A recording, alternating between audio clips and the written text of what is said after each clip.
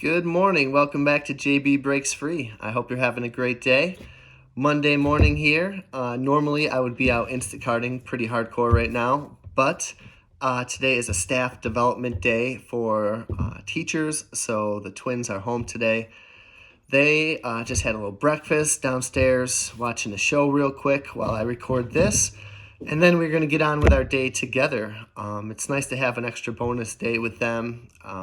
We'll spend some time together today, play some games, probably get them an excuse to go get myself a coffee, grab them a donut, and just chill, have some daddy-daughter time. I'll list some things today while I'm home. I'll read. I'll probably do a little cardio.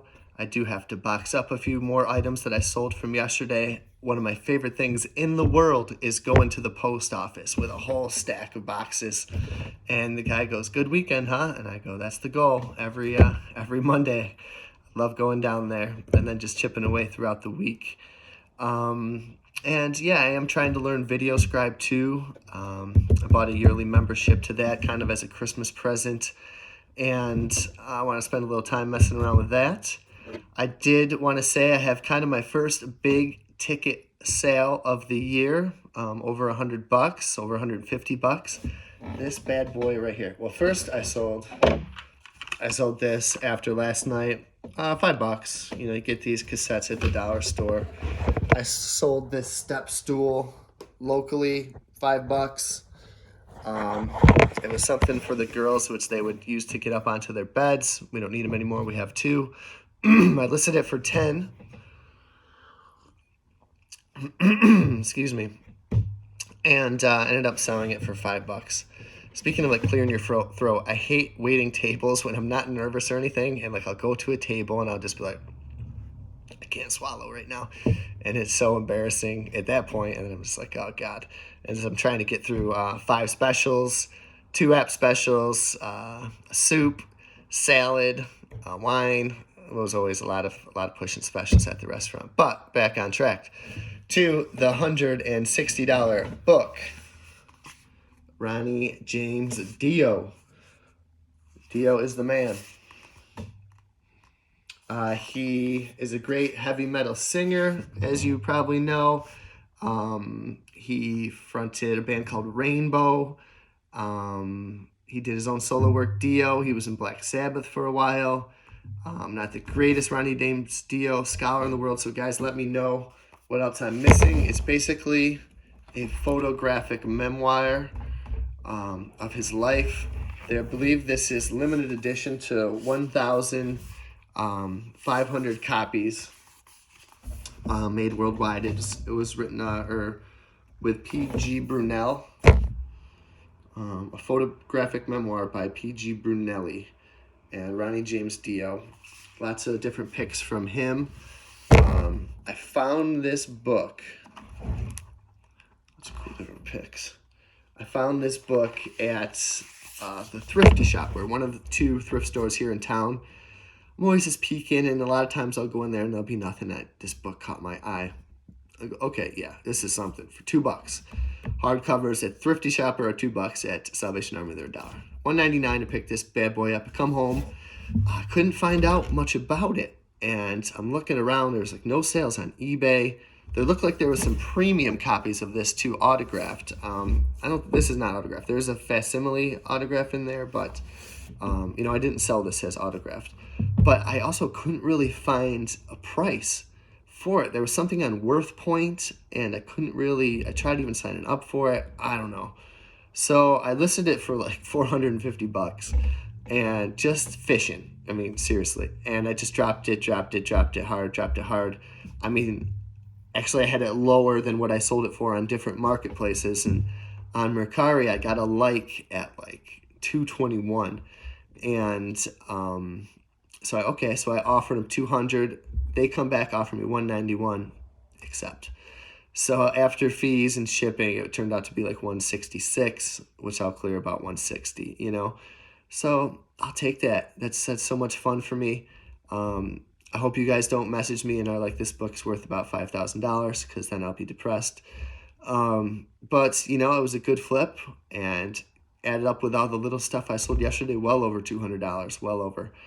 And that's on a Sunday, flipping stuff. And guys, I don't even really know what I'm doing. I'm just looking for books and records and stuff that we don't need around the house anymore. And I think that is very accessible to you guys. So that. But then I also want to get into today 7. I always like to have a little lesson at the end. 7 life-changing pieces of financial advice. And this has been tremendous advice for me too. Don't live above your means. Number 1, too much house, too much car, too many trips and dining out and concert tickets. Live below your means. I said this before. All I wanted was the biggest house I could get, and then all I wanted was to pay off that darn mortgage. And I did pay off my mortgage extremely early, and it is absolutely life-changing. I think the medium or the average car payment in America is like $550, $500. It keeps the middle class poor, and eating out, cut it down. Trips, tickets, don't live above your means. You don't got to go to Disney or this and that every single year. Yes, live your lives, but live below your means. Number 2, live on one income at the beginning of marriage. I didn't even know this was possible until I got into this space and started learning. Why would you live on one income, right? It never even crossed my mind. It was never brought up in school. It was never told to me by any adult. I was told to save. I was never told to invest. It's just mind-boggling, the freedom, and that's what this channel is about, the freedom you can have if you can live on one income. So finally, when we sat down, my wife and I, we discussed our finances and finally putting them together, and I discovered that we had debt that we didn't know about, and I won't go through everything. We figured all that out, and you can ask me questions about it, or there's other videos about it.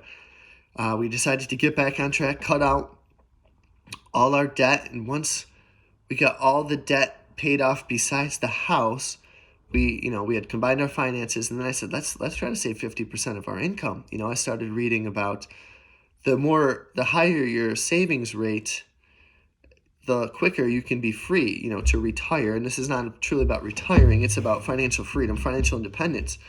And so we lived on one income. We started saving well over 50%. And in 10 years' time, my wife's going to be 40 and I'm going to be 42. And we're just going to be in a tremendous position. We already are. So guys, live on one income at the beginning of your marriage if you can. Talk about it. If you're not married yet, and if you are married now, make some strides to hit that. Number 3, buy a car with cash. Whatever you have in your savings or in your budget for a car is what you have. You can upgrade your car. You repeat the cycle. You get what you can afford in cash, and you drive that sucker until you can't anymore, and then again you buy what you can with the cash that you have. And if you are following all the other financial steps, you will have more of a budget to continue to upgrade your car. We are on that path now. We had 2 cars. The first was we paid off a 2011 Nissan Rogue, and then we had a lease we were stuck into. The lease ran out. We bought the rest of the car in cash. The miles are under 20,000 miles on it. It's ours. We're going to both run those cars into the ground. I plan on having this Nissan Rogue for 10 more years. And same with this other car that's like new. We don't even drive that one. So in, God willing, 10 years' time or whatever it is, we're going to have quite the nest egg to buy a car with cash that's not above our means. And I suggest you guys do it too. Don't carry car debt. It will keep you down. It will chain you up. You will not be free. Number 4, track income and budget. You don't know where your money's going unless you know. You got to track it. You'd be surprised about where your money goes. Trust me. Little things add up. It's kind of eye-opening to see where your money goes. Then budget. Ruthlessly cut what is not mandatory. The rest is your discretionary income. I suggest saving the rest. Yes, get yourself a little something here and there. But, live below your means. Pay yourself first. Save the rest. Number 5 of 7 life-changing pieces of financial advice. You're never too poor to give. And maybe poor is the wrong choice of words. You're never in the spot where you can't afford to give back. The waiters where I work, we donate to a local school for meals over breaks. My wife and I are big into March of Dimes because our girls were premature.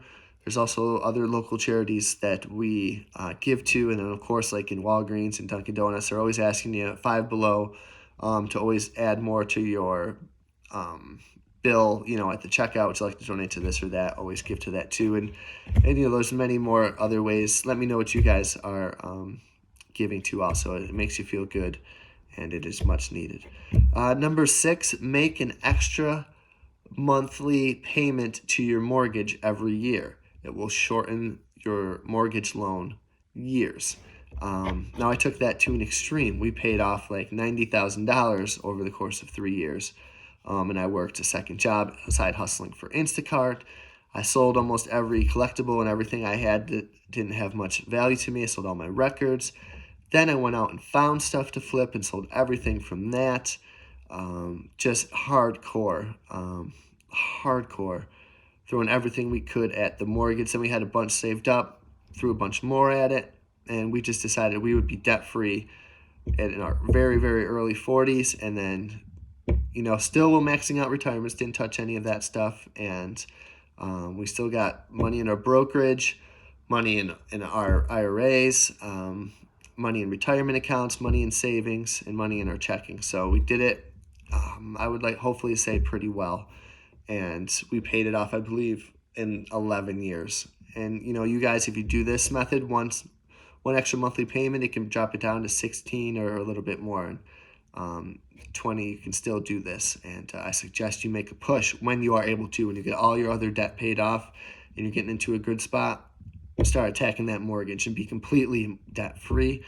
Finally, money can buy a lot of things, but the most important thing it can buy is your freedom. You can have anything, but you can't have everything. And that's what slows me down a lot. You can get one cool thing, but you can't get everything. So why not just laser focus that money that you have extra on your freedom? That's what this channel is about. That's why I hope you're here. That's why I hope you're still listening. Freedom, guys. Freedom to choose what to do with your time, which is your greatest non-renewable resource. Hope this day finds you well. Thank you for being with me. I never say like, subscribe, and share at the beginning because I always forget because I'm so excited to get into this stuff. I'm going to ship out my boy Ronnie James Dio and that little tape cassette, and I will see you guys tomorrow.